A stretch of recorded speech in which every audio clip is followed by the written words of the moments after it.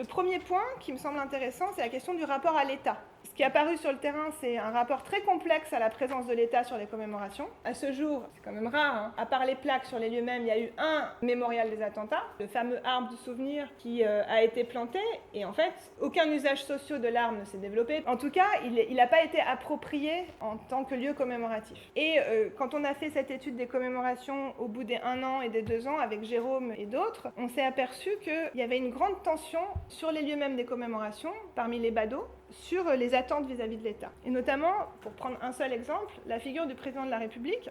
Pour les 1 an du 13 novembre, une des choses qu'on a observées, c'est par exemple sa venue à la mairie du 11e.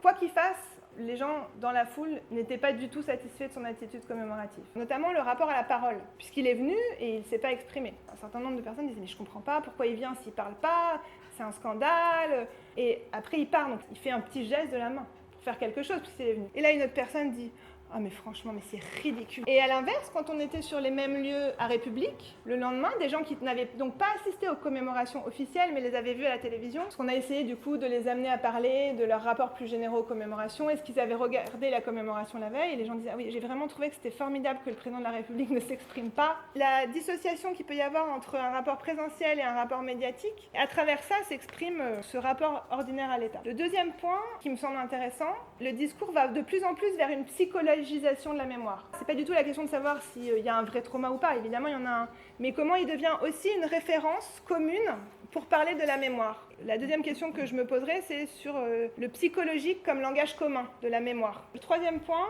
c'est sur la commémoration qui se commémore. Ça, c'est la commémoration de Charlie Hebdo. C'est place de la République. Donc, sans arrêt, il y avait des photos de la commémoration elle-même qui étaient présentées au moment de la commémoration. Sur la place, comme devant les grilles du Bataclan, ce jour-là, plusieurs personnes ont affiché des photos de la mémorialisation précédente comme symbole de la commémoration actuelle.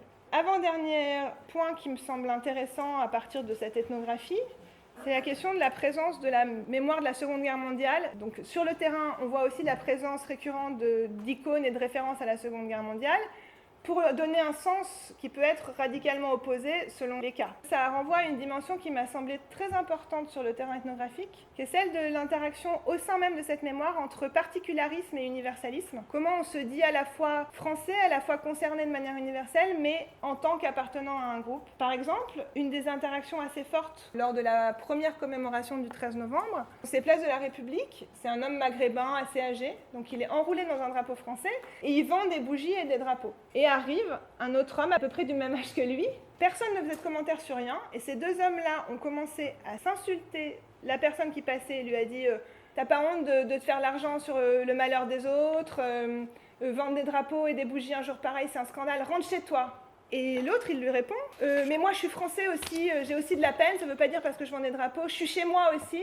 Toi, rentre chez toi. » Voilà, ça s'inscrit dans ce type de délimitation de l'espace commun qui se joue aussi, à mon avis, à travers cette mémoire-là. Je voudrais dire qu'à travers mon travail et de beaucoup d'autres qui se sont saisis de cet objet assez rapidement, on a collecté quand même beaucoup de données, soit ethnographiques, soit numériques, soit médiatiques, qui peuvent être des compléments, à mon avis, utiles et intéressants pour le corpus 13 novembre. Il faut que nous, en tant que collectivité de recherche, on arrive à travailler sur l'ensemble de ces corpus de manière cumulative, parce que c'est une opportunité exceptionnelle qu'on n'a pas forcément dans d'autres terrains nationaux. Ça fait émerger des questionnements que seul le traitement du corpus pourra traiter.